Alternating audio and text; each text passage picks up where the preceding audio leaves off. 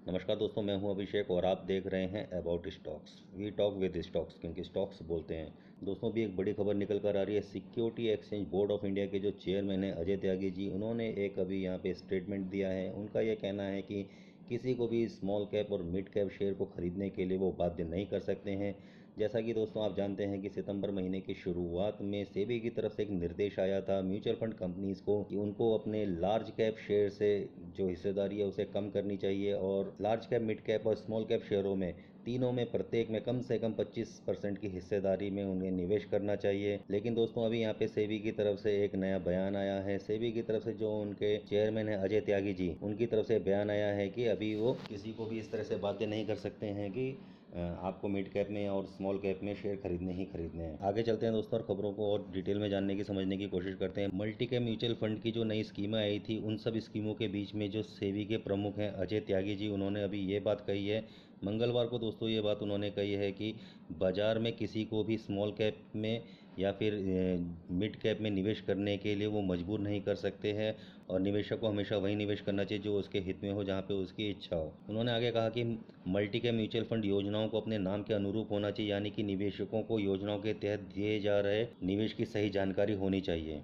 इस महीने की शुरुआत में जो सेबी था उसकी तरफ से निर्देश दिए गए थे कि वे लार्ज कैप शेयरों में, मिड कैप शेयरों में और स्मॉल कैप शेयरों में प्रत्येक में कम से कम 25% का निवेश करें। इस फैसले से म्यूचुअल फंड इंडस्ट्री और फंड प्रबंधकों की चिंता बढ़ गई थी।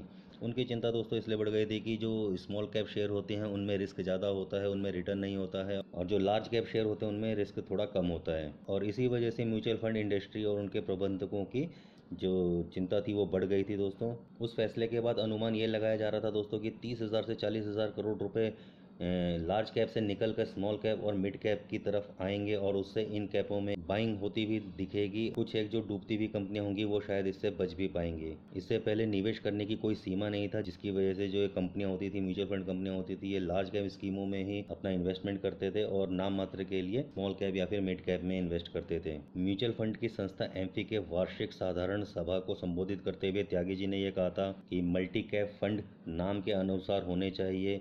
हम किसी भी स्मॉल कैप और मिड कैप में निवेश करने के लिए मजबूर नहीं कर रहे हैं और निवेश निवेशकों के हित में ही होना चाहिए। ये बात इन्होंने दोस्तों बार बार बोली है कि वो किसी को मजबूर नहीं कर सकते हैं कि म्यूचुअल फंड को कहाँ पे इन्वेस्ट करना चाहिए। म्यूचुअल फंड जहाँ पे भी इन्वेस्ट करे, बस उसे इस बात का ख्याल रखना चाहिए कि जो उसके म्यूचुअल फंड का नाम है, कस्टमर को जो नाम बताकर, जो स्कीम बताकर वो बेच रहे हैं, उसी तरह का उसका व्यवहार भी होना चाहिए। जैसे कि म्यूचुअल फंड कंपनी है वो मल्टी कैप नाम के अपने म्यूचुअल फंड के अनुसार, अपने कैटेगरी के अनुसार जो कस्टमर को स्कीम बताती है, उस स्कीम में ये बताया जाता है कि जो इन्वेस्ट किया जाएगा वो अलग अलग मल्टी कैप कंपनीज में, उनकी इक्विटीज़ में, उनके शेयर्स में इन्वेस्ट किया जाएगा, जिसकी वजह से उनका रिस्क बहुत कम हो जाएगा। लेकिन दोस्तों जो म्यूचुअल फंड कंपनीज होती हैं वो पैसा तो इस नाम पे ले लेती हैं कि वो उनका जो सेक्टर है, उनका जो कैटेगरी है मल्टी कैप है, लेकिन वो जो इन्वेस्ट करती हैं वो ज़्यादा इन्वेस्ट करती हैं लार्ज कैप में, क्योंकि वहाँ पे रिस्क कम होता है, और मिड कैप में थोड़ा कम करती हैं और स्मॉल कैप में बहुत कम या फिर ना के बराबर इन्वेस्ट करती है, क्योंकि उनमें रिस्क ज़्यादा होता है। तो अब इनकी तरफ से सेबी के चेयरमैन अजय त्यागी जी की तरफ से ये बात कही गई है कि जो मल्टी कैप फंड हैं उनके नाम के अनुसार ही वो फंड होने चाहिए। म्यूचुअल फंड्स को इस बात पे ध्यान देना चाहिए।